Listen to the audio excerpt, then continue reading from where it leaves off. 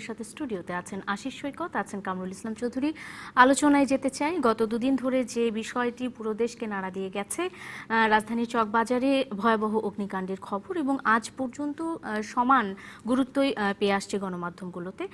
গত দুদিন আমরা দেখেছি যে আসলে কতগুলো মরদেহ উদ্ধার করা হচ্ছে বা ক্ষয়ক্ষতির পরিমাণ কেমন, কিভাবে তাদের কাউকে জীবিত উদ্ধার করা গেল কিনা, কিংবা আমরা আহাজারি দেখেছি স্বজনদের। সবকিছু মিলিয়ে আমরা নিশ্চয়ই হতভম্ব ছিলাম, আমরা নিশ্চুপ ছিলাম এবং আমরা কোনো কথা বলতে পারিনি। আজ ঘটনার কারণ তদন্ত করে খুঁজে দেখা হচ্ছে কি কারণে এই ভয়াবহ দুর্ঘটনা ঘটেছে। এসব বিষয়গুলো যারা সংশ্লিষ্ট মহলে রয়েছেন তারা খতিয়ে দেখার চেষ্টা করছেন। অনেকেই প্রশ্ন তুলেছেন গত 9 বছর সরকার আসলে কি করেছে, কারণ এই সরকারের আমলে নিমতলিতে এরকমই একটা ভয়াবহ দুর্ঘটনার খবরও আমরা জানি। 2010 থেকে 2019 9 বছরের ব্যবধান, কারণ ওই একই ভয়াবহ অগ্নিকাণ্ড এবং ভয়াবহতা প্রায় কাছাকাছি।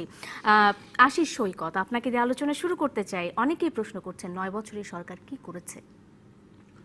না, আসলে দেখেন যে দুর্ঘটনাই আসলে এটিকে কোন সরকারের আমলে হয়েছিল সেটি আসলে খুব বেশি গুরুত্বপূর্ণ না, বা এটি কোনো আসলে নাশকতার ঘটনাও না, এটি আসলে স্রেফ দুর্ঘটনা। এবং এর আগে নিমতলির যে দুর্ঘটনার কথা বললেন 9 বছর আগে, সেটিও একটি দুর্ঘটনাই ছিল।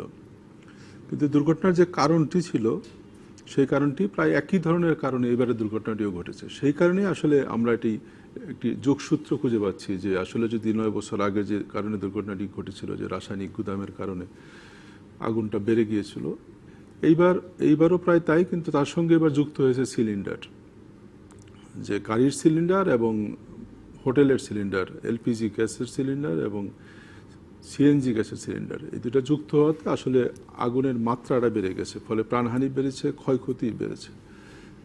তো বিষয়টা হলো যে প্রথমত যে বিষয়টা যে রাসায়নিক গুদাম এবং পুরান ঢাকায় কিন্তু আসলে এটা ক্যারেক্টার দাঁড়িয়েছে যে বাসার নিচতলাটা গুদাম ভাড়া দেওয়া হয়, এবং এটা কিন্তু আজকে থেকে না, এটা 50-60 বছর ধরে এই কাজটা চলে আসছে। এবং এটার একটা বড় কারণ যেটা আলোচনা করে বুঝতে পেরেছি, সেটা হলো যে ভাড়াটা একটু বেশি পাওয়া যায়। যে বাসা ভাড়া দিলে হয়তো 20,000 টাকা পায়, ওই গুদাম ভাড়া দিলে সেখানে হয়তো 30,000-40,000 টাকা ভাড়া পায়। আর এক ধরনের অভ্যস্ততাও তৈরি হয়ে গেছে পুরান ঢাকার মানুষের মধ্যে, যে বাসার ছাদের উপর সে উপরে একটা টিন শেড করে দিচ্ছে, সেখানে আপনার বাজি বানাচ্ছে, এই যে আতশবাজি বানাচ্ছে, তৈরি করছে। এটা যে একটা বড় দুর্ঘটনার কারণ হতে পারে, এটা তাদের মাথায় খুব একটা আসে না, বা দুর্ঘটনা হলে তারা এটি নিয়ে আলোচনা করে আবার এটা ভুলে যায়, তারা আবার ওই রকম পরিবেশে তারা থাকতে অভ্যস্ত হয়ে ওঠে। ফলে যে 9 বছর আগে যে ঘটনাটি ঘটেছিল, এরপরে কিন্তু সরকার থেকে একটা উদ্যোগ নেওয়া হয়েছিল, যেটি আপনি শুরুতে বলছিলেন, যে এটি কেরানীগঞ্জে একটা আলাদা জোন করে সেখানে নিয়ে যাওয়া। কিন্তু আসলে যারা এই ব্যবসাটি করে তারা এই এলাকাটি ছাড়তে চাইছিলেন না। শুধু আসলে তাদের দোষ উপর চাপিয়ে দিল বোধহয় ঠিক হবে না, যে জায়গাটিতে আসলে নিয়ে যাওয়ার কথা ছিল সেই জায়গাটিকে আসলে তৈরি করা হয়নি ওই রকম। আপনি দেখেন যে হাজারীবাগের যে ট্যানারি সেনারি কারখানা ছিল, সেটিকে কিন্তু সাভারে স্থানান্তর করতে প্রায় 15, 16, 17 বছর লেগে গেছে। কারণ হাজারীবাগে একটা অবকাঠামো তৈরি করা হয়েছে, সেখানে ইটিবি সরকার তৈরি করে দিয়েছে, সেখানে সরকার লোন দেওয়ার ব্যবস্থা করেছে যাতে সে অবকাঠামো আবার তৈরি করতে পারে। এই ধরনের ফ্যাসিলিটি তৈরি করার পর কিন্তু ব্যবসায়ীরা সেখানে যে কাজ করতে শুরু করেছেন, কিন্তু কেরানীগঞ্জে কিন্তু সেরকম অবকাঠামো আসলে তৈরি হয়নি। আর যারা যাবার কথা তারা আসলে সবাই কিন্তু ক্ষুদ্র ব্যবসায়ী, যারা ট্যানারি ব্যবসা করে তারা তুলনামূলকভাবে বড় ব্যবসায়ী। কিন্তু এই ক্ষুদ্র ব্যবসায়ীরা এই জায়গায় যে নতুন অবকাঠামো করা, সেই কাজটি তারা আসলে শুরু করতে পারেনি বা শুরু করতে তারা চাননি। এবং গতকাল যে দুর্ঘটনাটি ঘটলো সেটি ধরেন যে একটি তো শুধু যদি রাসায়নিক দুর্ঘটনা হতো, রাসায়নিক বর্জ্যের কারণে বা রাসায়নিক সূত্রের কারণে, তাহলে এত বড় হতো না। এখন প্রশ্ন এসছে সিলিন্ডার, এটি কিন্তু নতুন করে একটা সংখ্যা তৈরি হয়েছে যে সিলিন্ডার। আজকে আমরা একটু খোঁজখবর নিয়ে যেটি জানলাম যে সিলিন্ডারের 2 রকম সিলিন্ডার, একটা হলো গাড়িতে যে ব্যবহার করি সেটির জন্য একটা আইন আছে, সেটি হলো যে প্রতি 5 বছর পর এই সিলিন্ডারটি আপনার পুনঃ পরীক্ষা করতে হবে, এবং যদি পুনঃ পরীক্ষা না করে তাহলে বিআরটিএতে তার গাড়ির লাইসেন্স যে নবায়ন করতে হয়, ফিটনেসের নবায়ন, সেই নবায়নটি দেবে না। কিন্তু সিএনজি ওনার্স অ্যাসোসিয়েশন বলছে যে তারা এই কাজটি করার চেষ্টা করছেন, কিন্তু বিআরটিএতে যখন নবায়ন ছাড়া গাড়িগুলো যাচ্ছে তখন কিন্তু বিআরটি আর ওই কাগজটি চায় না যে তোমার সিএনজির যে সিলিন্ডারটি আছে সেটি নবায়ন করা হয়েছে কিনা। ফলে আইন থাকলেও কিন্তু এটার এনফোর্সমেন্ট হচ্ছে না, বাস্তবায়ন হচ্ছে না। ফলে কিন্তু এই ঝুঁকি নিয়েই কিন্তু এই গাড়িগুলি চলছে। যারা তেলে গাড়ি চালায় বা অকটেনে গাড়ি চালায় তারা মনে করে যে তার গাড়িটা হয়তো সেফ, উনি অকটেনে চালাচ্ছেন, কিন্তু তার পাশেই যে আরেকটি বিপদের গাড়ি দাঁড়িয়ে আছে, একটি বোমা নিয়ে আরেকটি গাড়ি দাঁড়িয়ে আছে, মানে সেটি কিন্তু সবার জন্য একটা ঝুঁকির কারণ। যে বাসে আছে, যে রিক্সায় আছে, আপনি দেখেন যে রাস্তায় যে মানুষগুলি ছিল তারা তো কোনো গাড়ির মধ্যেও ছিল না, তারা কোনো বাসার মধ্যেও ছিল না, তারাও কিন্তু এই ঝুঁকিতে পড়ে তাদের প্রাণহানি হয়েছে। ফলে সবাই কিন্তু এই ঝুঁকির মধ্যে পড়ে গেছে। এই জায়গায় বোধহয় আরেকটু বিষয় নজরদারি বাড়ানো দরকার। আর আরেকটি বিষয় যেটি যে এলপিজির যে বিষয়টা, এলপিজি সিলিন্ডার যারা আমরা গ্রাহক লেভেলে যারা ব্যবহার করি, তারা তো আজকে যে এলপিজির বোতলটা নিয়ে যায় কালকে যেটা চেঞ্জ করে আনে, ফলে তার কিন্তু 5 বছর পরে সেটি আর টেস্ট করার তার সুযোগ নাই, কারণ এটি চেঞ্জ হয়, হাত বদল হয়। ফলে এই জায়গায় কিন্তু আবার বলা আছে যে এইটি করবে যারা বটলিং করে, বোতলজাত করে, যারা বাজারজাত করে কোম্পানিগুলো, যে বড় বড় কোম্পানিগুলো, যেটা 8টা 10টা কোম্পানি যারা বোতল, তারা এটা এনশিওর করবে যে ওই বোতলটার ফিটনেস আছে, যে 5 বছর পর পর সেটি সে নবায়ন করবে। ফলে কিন্তু এই ঝুঁকিটা কমে। কিন্তু আমাদের দেশে দেখা গেছে যে এখন পর্যন্ত যে আজকে সিএনজি ওনার্স অ্যাসোসিয়েশন যে হিসাব দিল, তাতে প্রায় 70% সিএনজি গাড়ি যেগুলো চলে সেগুলো নবায়ন করা হয় না। 5 বছর না 10 বছর 12 বছর ধরে পুরানো সিলিন্ডার ব্যবহার করছে, কিন্তু এগুলোর কোনো ফিটনেস আছে কি নাই কেউ জানে না। সেটা পরীক্ষা করে দেখার কোনো উপায় নেই বা মন মানসিকতাও বোধ হয় আমাদের নেই। কামরুল ইসলাম চৌধুরী, ওই একটি প্রশ্নই আপনার কাছে করতে চাই যে আসলে 9 বছর কি শিক্ষা নেওয়ার জন্য যথেষ্ট কিনা? কারণ নিমতলির দুর্ঘটনাতে প্রায় 129 জনের প্রাণহানির ঘটনা ঘটেছিল সে সময়, এবং এবার যেটি 67 জনের লাশ পাওয়া গেছে, অনেকে এখন পর্যন্ত নিখোঁজ রয়েছেন, তাদেরকে খুঁজে পাওয়া যাচ্ছে না, বলা হচ্ছে যে তারা ছাই হয়ে গেছে। তো সেক্ষেত্রে আসলে শিক্ষা নেওয়ার বিষয়টি কত দূর গেলে আমরা শিক্ষিত হব?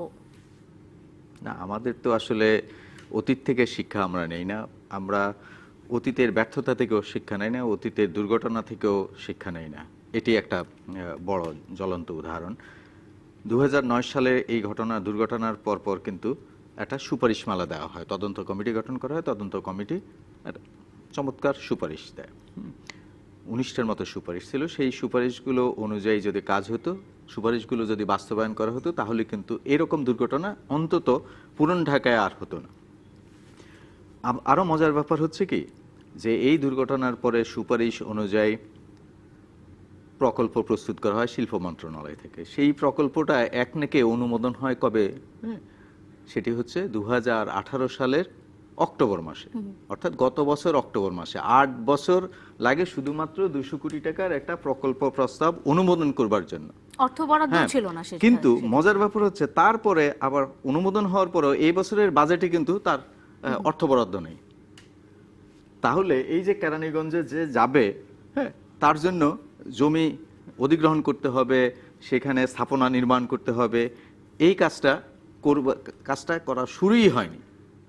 এখন শুধুমাত্র ব্যবসায়ীদেরকে হয়তো আমরা দোষ দিলাম বা ওই এলাকার মানুষকে দোষ দিলাম, কিন্তু আমরা রাষ্ট্র থেকে কি করলাম? দিলীপ বড়ুয়া তো বলছেন যে আসলে যদি মানে তৎকালীন শিল্পমন্ত্রী যদি সিরিয়াস হতেন তাহলে কেমিক্যাল গোডাউন রিলোকেট না, তিনি সরাসরি এই কথা বলেছেন। তিনি নিজেও তো করেন নাই। মানে দিলীপ বাবুও কিন্তু এই কাজটি করে যান নাই, দিলীপ বাবুর সচিবরাও কিন্তু এই কাজটি করেন নাই। অন্তত যদি তারা একনেকে অনুমোদন করে দিয়ে যেতে পারতেন সেই সময়, হ্যাঁ, তাহলে কিন্তু আমির হোসেন আমু হয়তো এটা বাস্তবায়ন করতে পারতেন। আবার আমির হোসেন আমুও কিন্তু তিনিও তার মেয়াদকালে এই কাজটি করে যান নাই, অর্থ বরাদ্দটা তিনি করে যান নাই।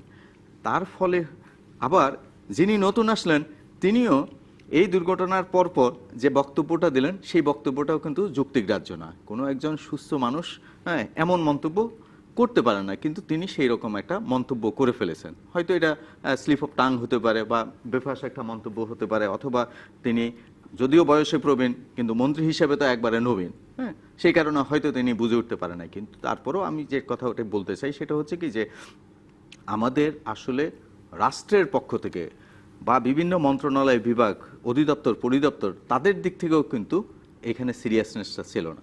হ্যাঁ, এফবিসিসিআইয়ের দায় আছে। এফবিসিসিআই সবসময় এই জাতীয় যখনই উদ্যোগ নেওয়া হয় তার বিরোধিতা করে।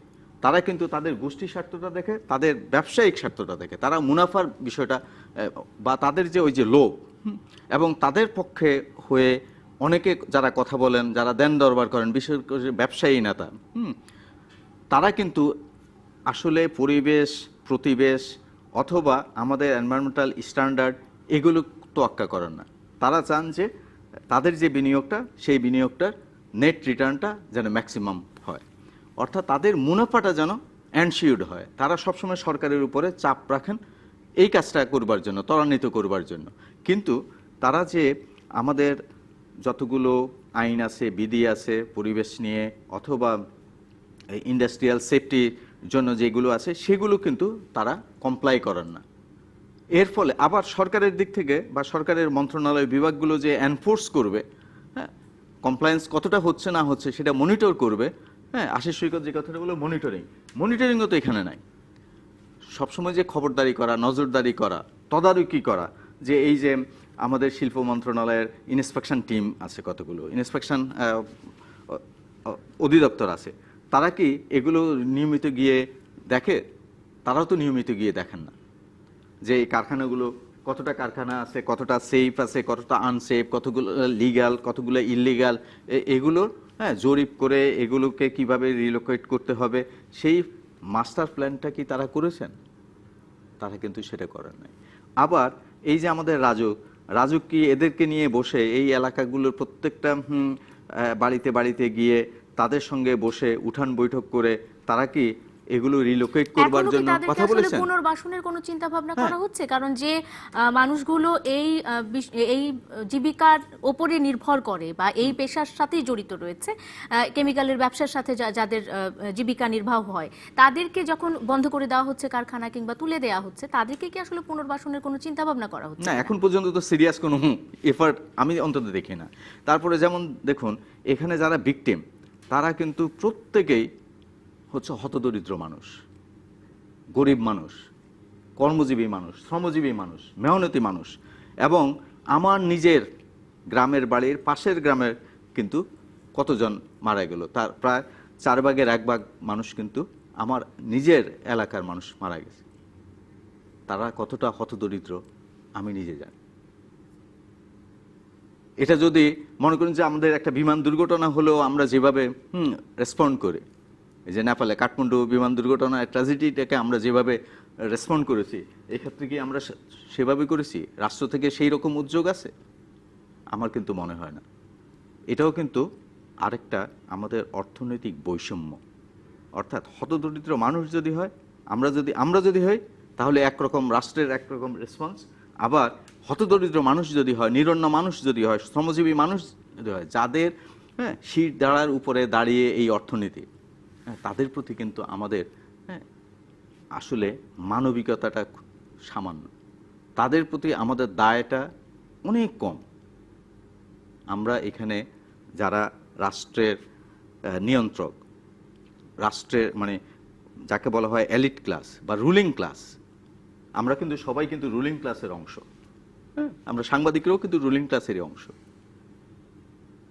তো আমাদের ক্ষেত্রে যে বিবেচনাগুলো থাকে রাষ্ট্রে, ওদের জন্য কিন্তু সেই বিবেচনাটা থাকে না।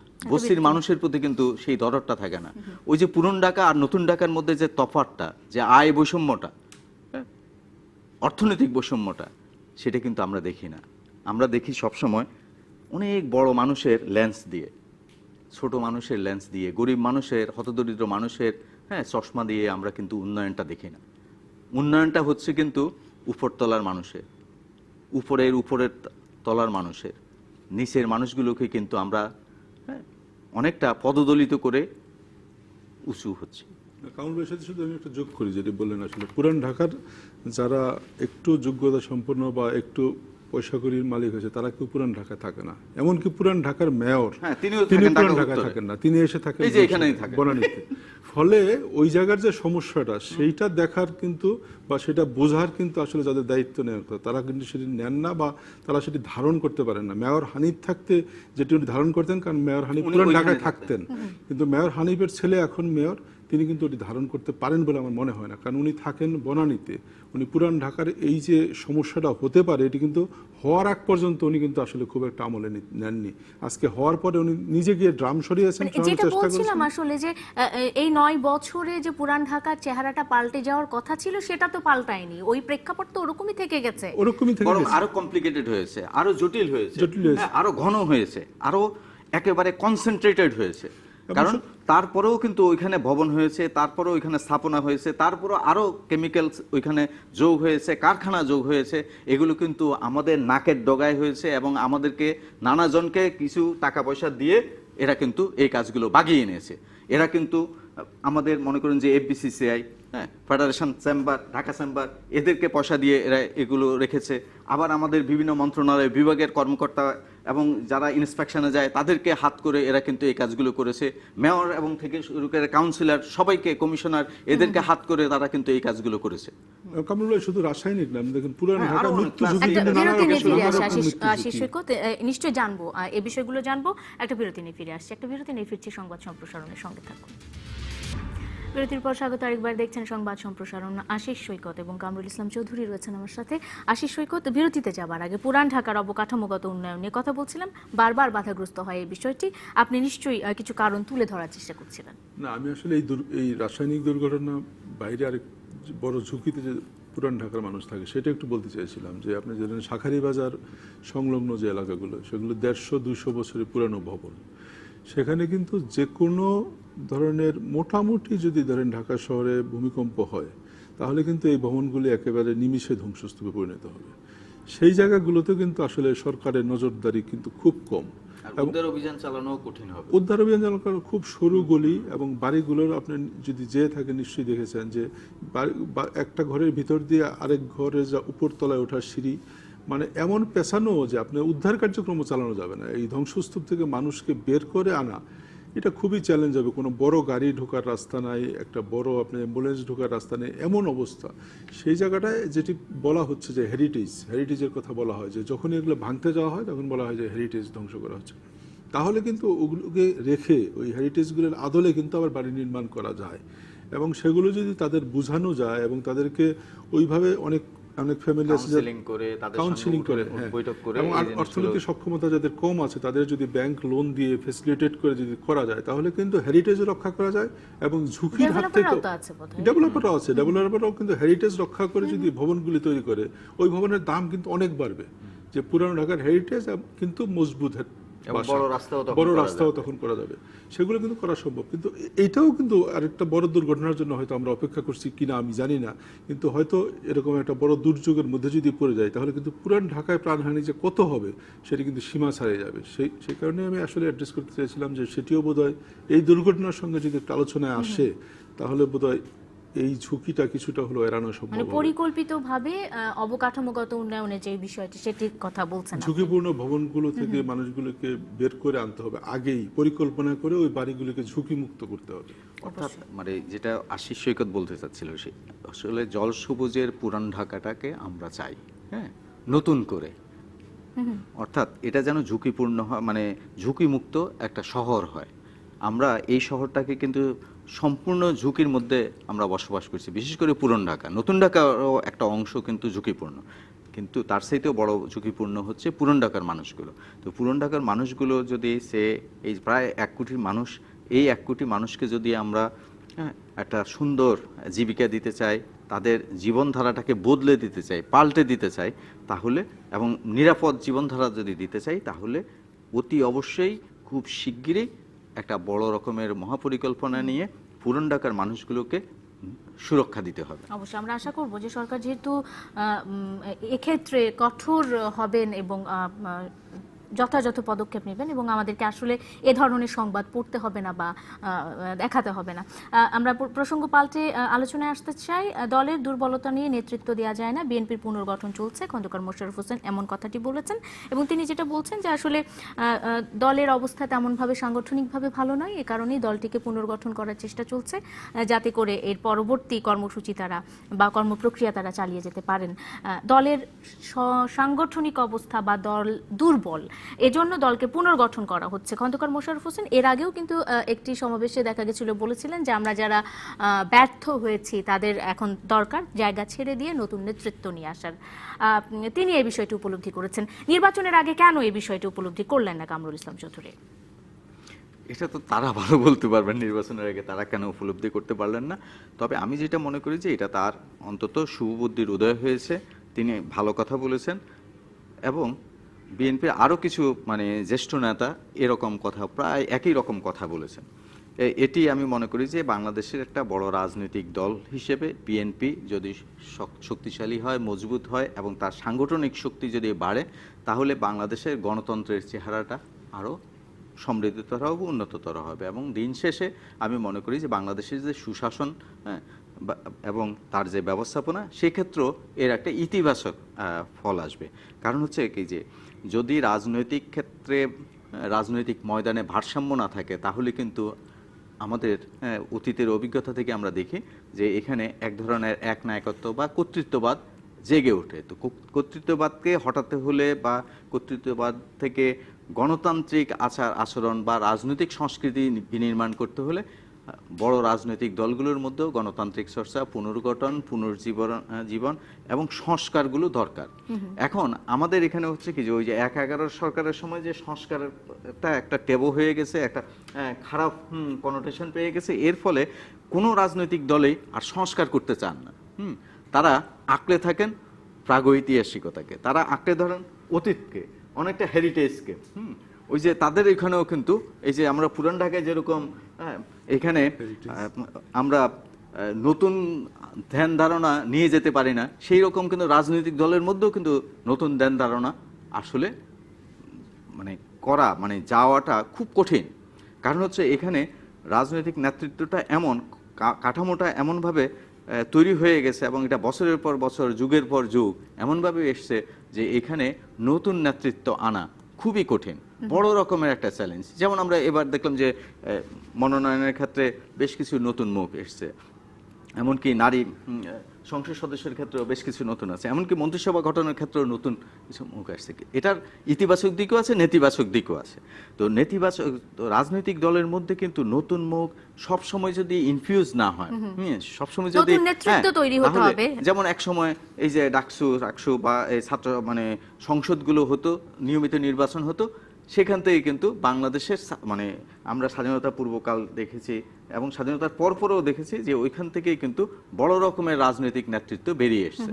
কিন্তু এরপরে এই সংগঠনগুলো নেতৃত্ব বন্ধ হওয়ার ফলে আমাদের একটা বন্দাত্ব, রাজনৈতিক নেতৃত্বের বিকাশের ক্ষেত্রে একটা বন্দাত্ব দেখি। কালকে আমরা দেখতে পাবো যে ছাত্রলীগ প্যানেল দিবে এবং ছাত্র দল মনোনয়ন পত্র সংগ্রহ করবে, এটা একটা ইতিবাচক দিক আশিস সৈকত মনে হচ্ছে। কিন্তু উপজেলা নির্বাচন বর্জন কিংবা সংসদ বর্জন বা সংসদে অংশগ্রহণ না করা, এইটা আসলে বিএনপিকে এই পুনর্গঠনে কতটুকু সহায়তা করতে পারে? তারা তো সংসদে গিয়েও তো কথাগুলো বলতে পারতেন। না, এখন বিএনপি পুনর্গঠন করবেন এই কথাটা শুনতে খুব ভালো লাগছে, কিন্তু বিএনপি পুনর্গঠন করবেন কাকে নিয়ে?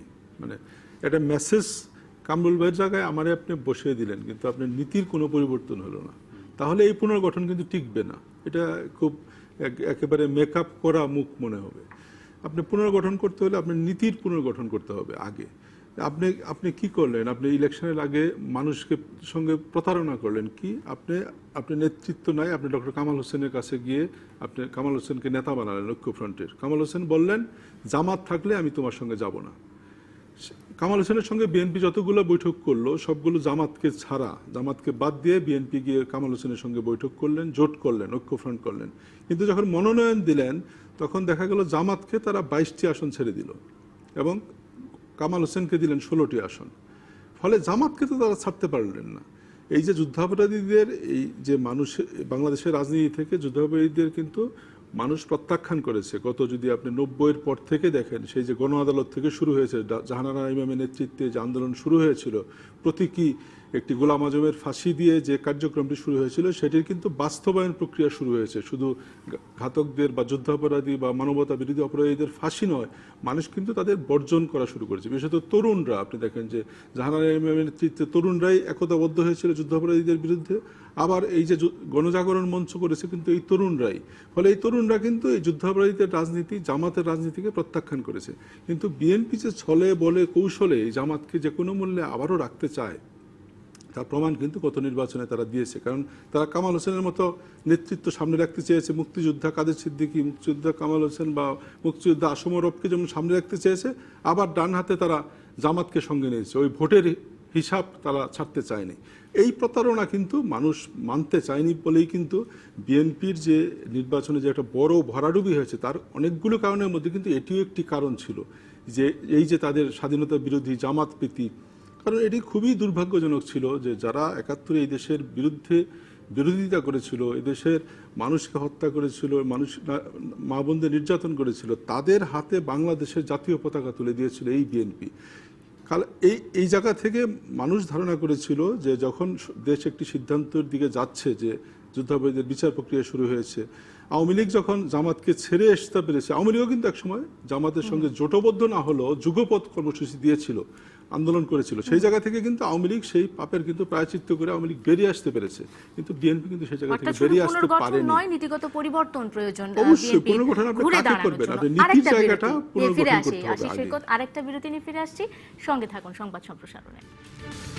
বিরতির পর স্বাগত আরেকবার। দেখছেন সংবাদ সম্প্রসারণ। আশিস সৈকত এবং কামরুল ইসলাম চৌধুরী রয়েছেন আমার সাথে। পত্রিকার অনলাইনগুলো কি খবর দিচ্ছে দেখে নিতে চাই। শুরুতে bdnews24.com রয়েছে আমাদের সাথে। প্রথম খবরটি হচ্ছে রাসায়নিকের মজুদ সরানো শুরু, মেয়রের হুঁশিয়ারি, যেটি আমরা নিয়ে কথা বলছিলাম। মেয়র সাইদ খোকন নিজেই আজ রাসায়নিকের ড্রামগুলো সরিয়ে দিয়েছেন। এছাড়া আরও খবর রয়েছে শীর্ষ খবরের মধ্যে। তাহলে 9 বছর সরকার কি করেছে, যে প্রশ্নটি নিয়ে এতক্ষণ আমরা কথা বলেছি, সে প্রশ্নটি খন্দকার মোশাররফও করেছেন।